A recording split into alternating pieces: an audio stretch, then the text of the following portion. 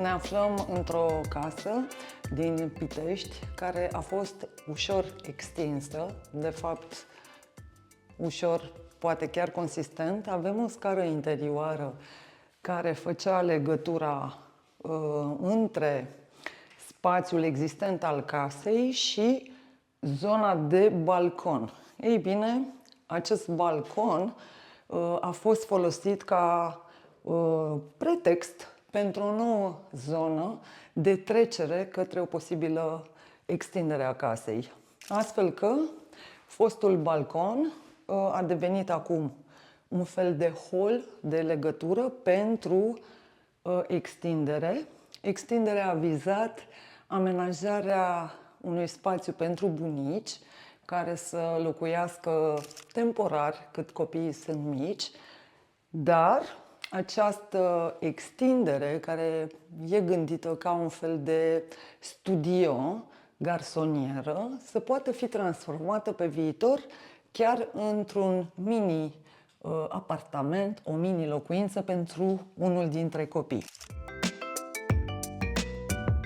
Acest spațiu este foarte luminos și care ne-a provocat. De ce? Pentru că el este foarte lung și îngust, adică proporțiile nu sunt foarte simetrice, iar dispoziția ferestrelor a fost doar pe o singură latură. Cum am gândit totul? În primul rând ne-am gândit și la partea asta de lumină naturală dată prin panta acoperișului, apoi pentru că forma casei, anexei extinderii are niște pante nu tocmai în regulă, ca să ordonăm spațiul am venit perimetral cu această pazie decorativă din lemn și practic ea ne-a dat toată înălțimea la care am ordonat spațiul. Astfel că tot ce se întâmplă sus devine aerisit, iar jos ochiul este ordonat de această înălțime. Aici este un ansamblu de depozitare care pe viitor poate fi folosit pentru acomodarea unei bucătării. De ce? Pentru că avem perete exterior, deci pentru partea de hotă se poate scoate aici direct din perete tubulatura, iar toată partea de instalații este mascată în acest corp de mobilier. În acest moment, el folosește pur și simplu pentru depozitare și ca totul să nu fie așa foarte monoton, am prevăzut un iluminat cu LED și zonă de bibliotecă care arată foarte bine și fără cărți. Fiind folosit temporar de către bunici, ne-am gândit că s-ar putea să nu existe foarte multe obiecte personale, așa că am avut în vedere ca această structură să aibă și rol decorativ. După care am venit cu zona de canapea, pentru că ne-am gândit, dacă e ca bunicii să vină temporar aici și să aibă grijă de cei mici, de nepoți, ce ar avea nevoie? Clar, spațiu de depozitare, ar avea nevoie și de o zonă de conversație sau de living, pentru că bunicii au și ei programele preferate la TV și atunci era important lucrul acesta și evident o să descoperim și zona funcțională pentru dormit. Și atunci canapeaua nu a fost pusă clasic la un perete, ci am așezat-o în centrul primului spațiu care se deschide aici și practic ea servește foarte bine pentru zona de vizionare, dar este și plăcut pentru că atunci când stai pe canapea ai partea asta de lumină naturală, adică o simți, iar în față biblioteca nu este una cu spate care să oprească spațiul și să te simți sufocat. Din contră, este un joc frumos de linii, astfel încât să te facă să simți că respiri, Iar acest perete mare a devenit prilej pentru decorațiuni din lemn. De fapt, sunt furniruite, e MDF furniruit cu licheni, care aduce ideea aceasta de verdeață. Iar la partea de bibliotecă, partea de jos a trebuit să fie mai stabilă și mai solidă. De ce? Pentru că partea de sus nu este susținută decât în lateral, în peretele lateral, și mai avem o parte de structură. Iar aici, evident, prezența nepoților se face simțită, pentru că și lor le place să vină în vizită la bunici. Plantelor le merge bine aici, iar în spatele bibliotecii avem zona de dormit, care este gândită să fie foarte intimă și protejată față de intrarea în acest spațiu, dar orientată cu fața la fereastră.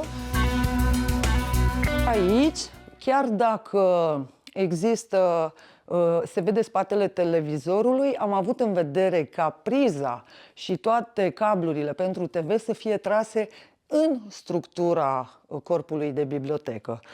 Acum, zona aceasta de dormit, tocmai pentru că spațiul este înalt, crește în înălțime, pentru că așa e configurată panta, am simțit nevoia să-l intimizăm, să creăm această ramă care atunci când ești în pat te face să te simți protejat. Iar aici, pe cealaltă parte a spațiului, am venit cu o placare care de fapt maschează dulap.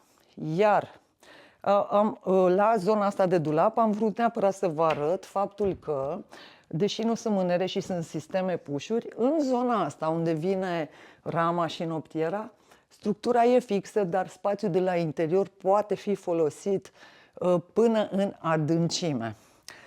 În schimb, nu întâmplător ne-am gândit la partea asta de placare, pentru că acolo unde sunt găzduiți bunicii, oaspeții, e nevoie și de o baie, nu?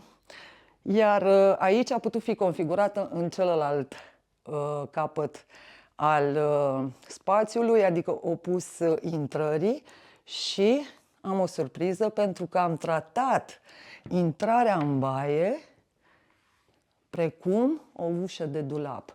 Iar ușă se vede cum e parte din mobilier, adică e gândit efectiv așa, există un mâner de acces, da, dinspre baie înspre cameră, iar la nivelul pardoselii se poate observa că totul este fără praguri, o îmbinare bună între parchet și gresie. Această planeitate a fost menținută în toată baia, unde zona de duș este foarte generoasă, tocmai pentru că am avut în vedere că spațiul va fi folosit în mare parte de bunici, iar bunicii au nevoie de un spațiu mai larg. Eventual poate fi pus la nevoie aici și un scaunel, dar rigola este foarte bine integrată. Zona din spatele meu este marcată cu plăci ceramice care au textură și finisaj din lemn, iar pereții laterali sunt îmbrăcați într-o faianță de calitate care are un finisaj similar cumva betonului, adică o zonă puțin mai contemporană. Și aici în baie am luat toată ca reper această înălțime maximă de sub pantă, pe care am tratat-o peste tot similar. Merită foarte multă atenție partea de montaj a acestor plăci. Până să vă arăt îmbinările de 45, vreau să vă spun că, de exemplu, aici ușa este realizată pe comandă, paravanul acesta de duș, și el culisează până în capăt. Deși panta e foarte bine gândită către rigolă, s-a mai luat o măsură suplimentară aici. Iar detaliile sunt foarte importante. Faianța este montată la unghiuri de 45, iar pentru genul acesta de baterii, să știți că a trebuit făcută o structură, pentru că instalațiile necesită minimum 8 cm în spate pentru ca acestea să poată fi vizibile, ca și cum ar fi pe faianță. Dar lucrul ăsta nu se poate face dacă nu ai în spate partea de instalații. Și deasupra vasului de toaletă avem un spațiu de depozitare care nu se vede pentru că apare așa ca o placare. Este aici. Avem inclusiv o priză de baie, specială pentru baie, și aici venim la partea de montaj, care este foarte bine executat. Iar lângă zona de lavoar și sub lavoar s-a creat un dulap cu o față bună care să permită accesul, dar și depozitare generoasă. Iar lângă lavoar există acest spațiu de depozitare cu mașină de spălat pe care o înglobează și, evident, rafturi pentru alte lucruri. Iar în partea aceasta avem un cuier pe care tot noi l-am desenat, astfel încât să se potrivească aici. Am încercat să alegem forme mai rotunjite în zona asta, în zona de oglinzi, lavoarul, forma vasului de toaletă.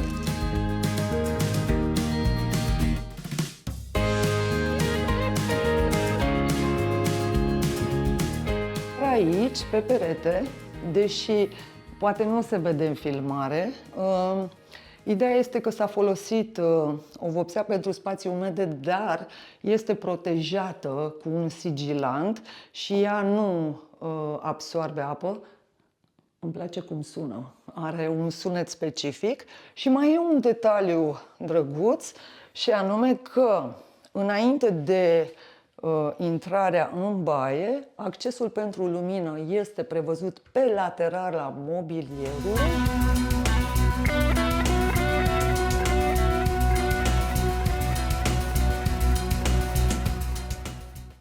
Corpuri de iluminat peste tot. Am venit și cu iluminat pe bază de LED și corpurile suspendate sunt cu LED-uri. Am avut în vedere această economie.